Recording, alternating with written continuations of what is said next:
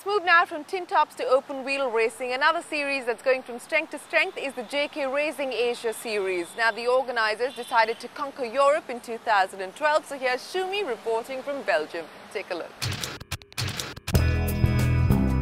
Spa Francorchamps, about an hour and a half's drive from Belgium's capital, is one of the most iconic racing venues in the world.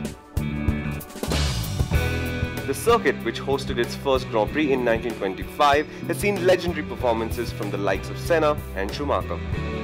7 kilometers long with 20 corners, Spa's unique elevation changes and flat-out sections make it a favorite for racing drivers around the world. And then there is Eau Rouge. If you're a motorsport enthusiast, you already should know what that corner is. We are at Spa Francorchamps for the European round of the JK Racing Asia Series. 2 races, one's likely to be in the dry, one's likely to be in the wet. We'll see how that goes. But this is very, very exciting. For years the breeding ground for young Asian racing drivers, the Formula Asia Series was bought over by JK Tyre in 2011 and renamed the JK Racing Asia Series. After a successful 2011 season, which saw the series play a supporting role at F1 weekends, including the Indian Grand Prix, the organizers decided to take the championship to Europe in 2012 with rounds at the Paul Ricard Circuit in France and this one at Spa.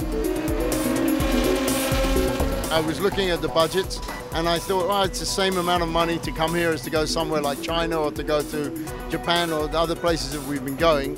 And I just thought that it might be a good experience for the drivers because their next move will probably be to Europe.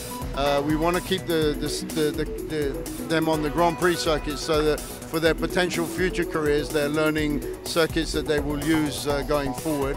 And so it came from that idea. The 2012 season of the series has seen 12 full-time drivers battle it out to win the overall championship. Joining the regulars for a one-off outing this time around was Indian racer Aditya Patel.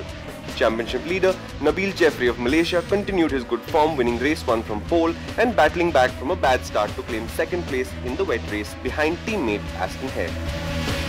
Aditya Patel, who was returning to open wheel racing after a long time in tin tops, finished both races in the top 10, thoroughly enjoying his time at Spa. For me, I was very happy because throughout the whole weekend I was very fast. I was first in practice, I was first in qualifying, and I was also finished first in race 1.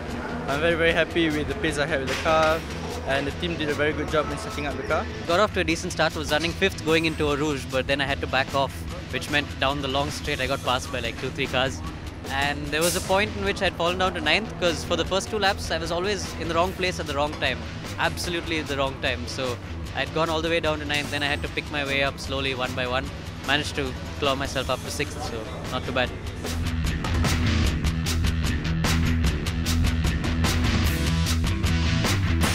So the JK Racing Asia Series cars are being packed up. The round at Spa is over. Some good racing was seen. All the drivers are very excited to be driving in Europe at such a historic circuit.